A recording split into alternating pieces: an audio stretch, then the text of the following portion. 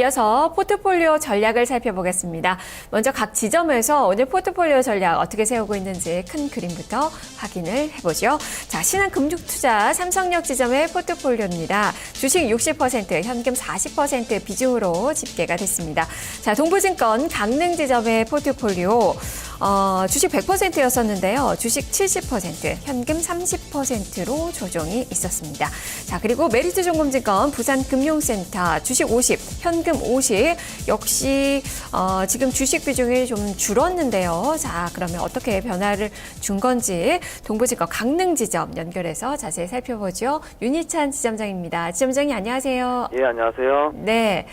자, 지금 주식이 70%, 현금 30%, 여전히 주식 비중이 좀 많긴 하지만, 종목을 좀 매도하신 것 같아요. 자, 어떤 종목군들이 구성이 되어 있습니까?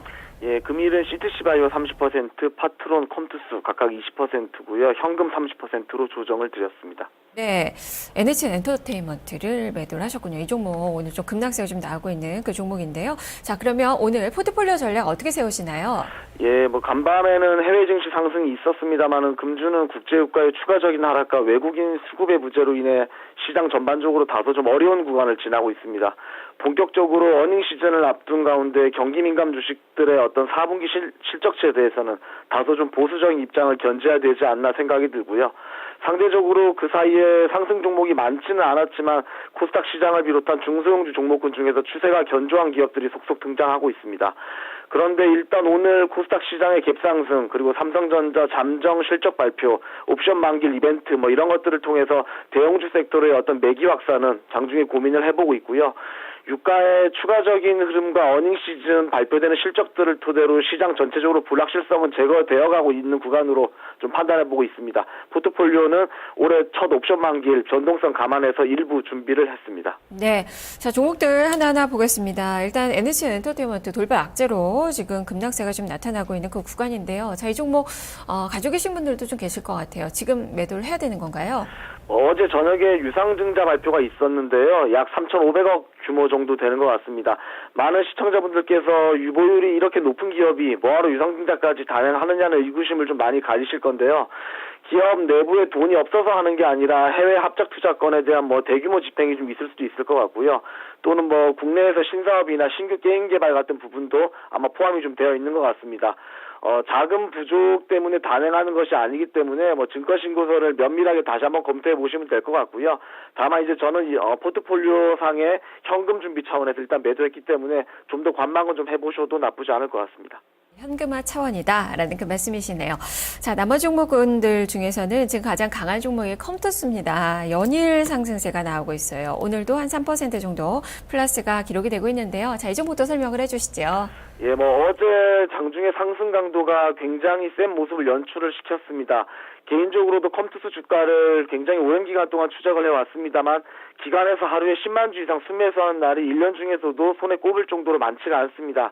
지난 시간에 말씀드렸던 신장 모멘텀 같은 부분들은 주가에 어떻게 반영되는지 좀 더 확인해 볼 필요가 있을 것 같고요. 장중에 수급 패턴 변화 같은 부분들이 바뀐다면은 대응 전략이 달라지겠지만 일단 상승하고 있는 종목이라면 수익권에서 보유하면서 추가 상승 여부를 좀 확인해 보도록 하겠습니다. 네. 자, 그리고 CTC 바이오 오늘은 조정권입니다. 제 종목 21선까지 내려앉았는데 21선에 대한 지지력을 좀 볼 수 있을까요? 예, 그렇습니다. 최근 흐름들이 안정적인 추세를 좀 그려가고는 있습니다만, 금주 움직임은 아무래도 승고르기 구간에 좀 잠시 들어간 것 같고요. 다만 이제 기관의 최근에 강한 매수세로 인해서 약 한 8개월 만에 기관 250일 누적 수급이 순매수로 돌아선 부분은 긍정적으로 좀 보고 있습니다. 일단 좀 더 보유 의견을 좀 제시를 해드리되, 방금 말씀하신 일봉상 21선 이탈 시에는 일단 매도 대응, 그렇게 한번 보시면 될 것 같고요. 이평선상, 지지선상에서는 일단 분할 매수 대응 전략 제시해드리도록 하겠습니다. 네. 저 그리고 파트론이 내리네요. 자, 오늘 삼성전자 실적과 더불어서 지금 IT 계열의 종목군들이 양시장에서 많이 선전을 하고 있는데 이 종목이 좀 소외가 되고 있습니다. 어떻게 봐야 될까요? 지난 시간 전면 카메라 모듈 분야의 압도적인 기술력에 대한 언급을 잠시 드렸었고요. 올해에도 일단 스마트폰 카메라 부분에 대한 고화소화 추세는 지속적으로 이어질 것으로 내다보고 있습니다. 금주에는 지난 12월에 발생했던 고점을 강하게 돌파하는 기술적인 움직임이 아주 의미 있었던 한 주라고 보여지고요. 이것은 역시 어제 외국인 매도 10만 주 잠시 있긴 했습니다만은 전반적으로 최근에 나왔던 기관, 외국인, 동반 양매수에 대한 힘이 그런 부분에 힘입었다. 이렇게 판단할 수 있겠습니다. 기술적으로는 좀 더 훑어봤을 때는 파트론의 올해 주가는 다음 저항 가격대인 14,000원 가격, 14,500원대 정도 가격 돌파 여부를 좀 보고 있고요. 어제 오늘 움직임은 잠시 눌림목 구간으로 판단하셔도 될 것 같습니다. 모두 다 상승 추세가 또 견고하게 나타나면서 수익을 나타내고 있는 그 종목군들 이야기를 좀 들어봤고요. 자, 지금 현금 30%로 좀 마련을 해 놓으셨는데 관심 있게 보시는 종목이 있으실까요? 예, 핵융합 부분하고 플라즈마, 철도 전원장치 같은 다양한 분야의 전원 공급 장치 사업을 영위하는 다원시스라는 기업이고요.